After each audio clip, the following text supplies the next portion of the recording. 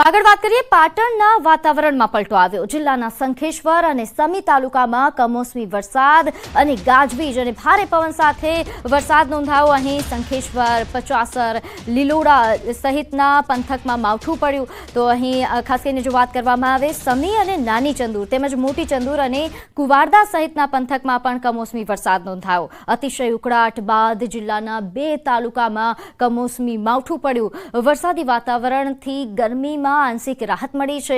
વાતાવરણમાં આવેલા પલટાએ લોકોને ગરમીથી આંશિક રાહત આપી છે। જેમાં ખાસ જો વાત કરીએ પાટણમાં 2 તાલુકામાં કમોસમી વરસાદ નોંધાયો। અહીં સમી અને શંખેશ્વર કે જ્યાં આ પ્રકારની પરિસ્થિતિ નોંધાઈ રહી છે। તો મહેસાણાના કેટલાક વિસ્તારમાં પણ વાતાવરણમાં પલટો દેખાયો છે। કેટલાક વિસ્તારમાં ફૂંકાઈ રહ્યો છે ભારે પવન। જેમાં ખાસ જો વાત કરીએ તો બહુચરાજી વિસ્તારમાં વરસાદી માહોલ છવાયો છે। પવન અને વીજળીના કડાકા ભડાકા સાથે વરસાદી ઝાપટું અહીં પડ્યું હતું। તો મહેસાણામાં પણ વરસાદી માહોલ છવાયો છે। વાતાવરણમાં અહીં પણ પલટો નોંધાઈ રહ્યો છે। ગાજવીજ અને ભારે પવન સાથે વરસાદી ઝાપટું એ બહુચરાજી વિસ્તારમાં પડ્યું। આ ઉપરાંત પણ આસપાસના જે વિસ્તારો છે, ગ્રામ્ય વિસ્તારો છે, ત્યાં હાલ વાતાવરણમાં પલટો આવ્યો છે। પવન અને વીજળીના કડાકા ભડાકા સાથે વરસાદી ઝાપટું પડ્યું। નમસ્કાર। આપણે સૌ જાણીએ છીએ એમ ઓપરેશન સિંદૂરની જ્વલંત સફળતા માટે યશસ્વી વડાપ્રધાન શ્રી નરેન્દ્રભાઈ મોદી સાહેબ અને ભારતીય સેનાના દરેક જવાનોને ખૂબ ખૂબ અભિનંદન પાઠવું છું। એશિયાભરમાં ભારતની શાન એવા સિંહ એટલે કે શેરની વસ્તી અંદાજના આંકડાનો આજે જાહેર કરવાનો પ્રસંગ છે। આદરણીય મોદી સાહેબે એશિયાટિક લાયન પ્રત્યે આગવો લગાવ તેમણે આત્મનિર્ભર ભારત માટેની ઇન્ડિજિનિયસ મેન્યુફેક્ચરિંગ ઇકોસિસ્ટમ વિકસાવતા મેક ઇન ઇન્ડિયાનો લોગો પણ આ એશિયાટિક લાયનનો જ રાખ્યો છે। Make in India make for the world માટે આ અભિયાન એક લાઇન સ્ટેપ બન્યું છે। સિંહ સંવર્ધનના અનેક સફળ પ્રયાસો વડાપ્રધાનશ્રીના દિશા દર્શનમાં થયા છે। ગીરના સિંહો એશિયાની અલભ્ય વન્ય પ્રાણી સૃષ્ટિ અને જૈવિક સંસ્કૃતિ છે। ભૌગોલિક પરિસ્થિતિ અને આબોહવાની દ્રષ્ટિએ જ નહીં પરંતુ વન્ય પ્રાણી સંરક્ષણના રાજ્ય સરકારના કાળજીભર્યા સાતત્યપૂર્ણ અભિગમને કારણે જ ગીરના સિંહોનું સંખ્યાબળ ઉત્તરોત્તર વધતું રહ્યું છે। એ તાજેતરની સિંહ વસ્તી ગણતરીથી પ્રતિફલિત થાય છે। પાછલા વર્ષના આંકડાઓ જોઈએ તો 1995માં કરવામાં આવેલી સિંહની વસ્તી ગણતરીમાં 304 જેટલા સિંહ, વર્ષ 2001માં 327, 5માં 359, 10માં 411, 15માં 523, 20માં 674 અને આજે જે આપણે સંખ્યા જાહેર કરી છે એ અંદાજિત 691 એટલે 891 એટલે ખૂબ સારી રીતે જે પ્રમાણે સિંહો વધ્યા છે, સિંહોની સંખ્યા વધતી જાય છે એ પ્રમાણે ખૂબ સારી રીતે આપણી ટીમ આની માવજત કરી રહી છે। ગુજરાતમાં સિંહની વસ્તી ગણતરી તો દાયકાઓથી થતી આવી છે। ઇતિહાસમાં એવું પણ જાણવા મળે છે કે પહેલા સિંહના પગલાની છાપ પરથી તેમની ગણતરી થતી। ગુજરાતની અલગ રાજ્ય તરીકેની સ્થાપના પછી વન્ય વિભાગે પહેલીવાર 1963માં સિંહની વસ્તી ગણતરી હાથ ધરી હતી। એમાં સિંહના પગલાની છાપ અને કલર માર્કિંગનો ઉપયોગ કરવામાં આવ્યો।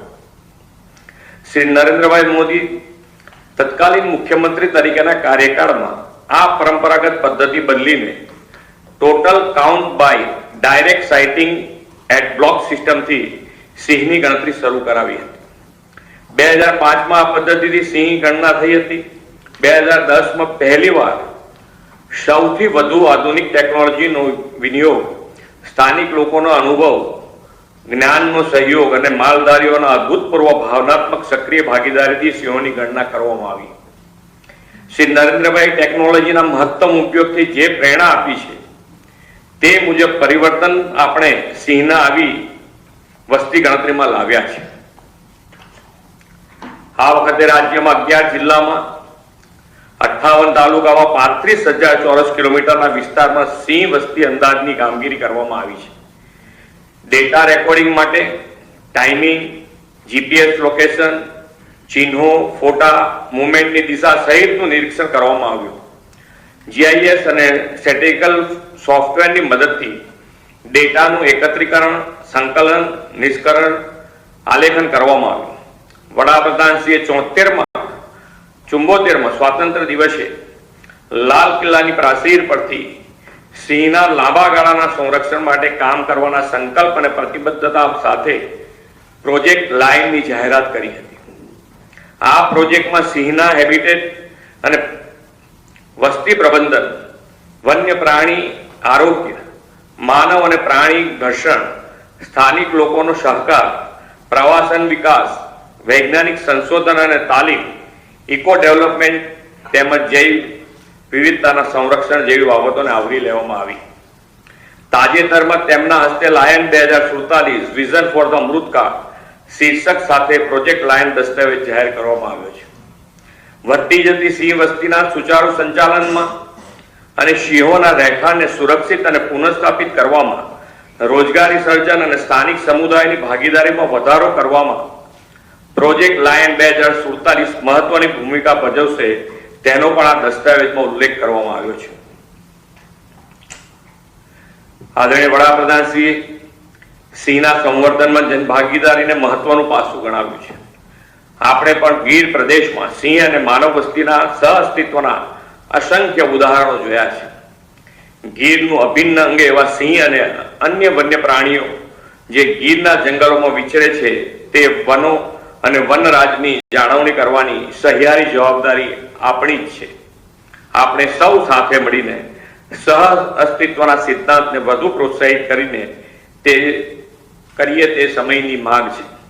સૌ સિંહ પ્રેમીઓ અને વન વિભાગના સિંહ સંરક્ષણ સંવર્ધન માટેની પ્રતિબદ્ધતાથી રાજ્યમાં સિંહોની વસ્તીના વધારા માટે સૌ ટીમને ખૂબ ખૂબ અભિનંદન પાઠવીને વિરમું છું। ભારત માતા કી જય, વંદે માતરમ, જય જય ગરવી ગુજરાત। તો ગુજરાતની શાન ગણાતા એશિયાટિક સિંહોની વસ્તી ગણતરીના આંકડા જાહેર કર્યા। મુખ્યમંત્રી ભૂપેન્દ્ર પટેલે છેલ્લા 10 વર્ષમાં ગુજરાતમાં સિંહોની સંખ્યા વધીને 891 પર પહોંચી ગઈ છે। તો 16મી સિંહ વસ્તી ગણતરીના આંકડા જાહેર થયા। હાલ જે આ સિંહોના આંકડા જાહેર થયા છે તેને લઈને મુખ્યમંત્રી ભૂપેન્દ્ર પટેલ દ્વારા આંકડાઓ જાહેર કરવામાં આવ્યા અને રાજ્યમાં સિંહોની વસ્તી વધારવા માટેના જે પ્રયાસો હાથ ધરાયા હતા એ પ્રયાસો સફળ થયા હોવાનું તેમણે જણાવ્યું છે। તો સિંહોની વસ્તી 891 પર પહોંચી ગઈ છે। છેલ્લા 10 વર્ષમાં જે પ્રયાસો હાથ ધરાયા હતા તેની સફળતા હવે દેખાઈ રહી છે। જેમાં ખાસ જો વાત કરવામાં આવે આધુનિક ટેકનોલોજીથી આ વખતે સિંહોની વસ્તી ગણતરી કરવામાં આવી હતી।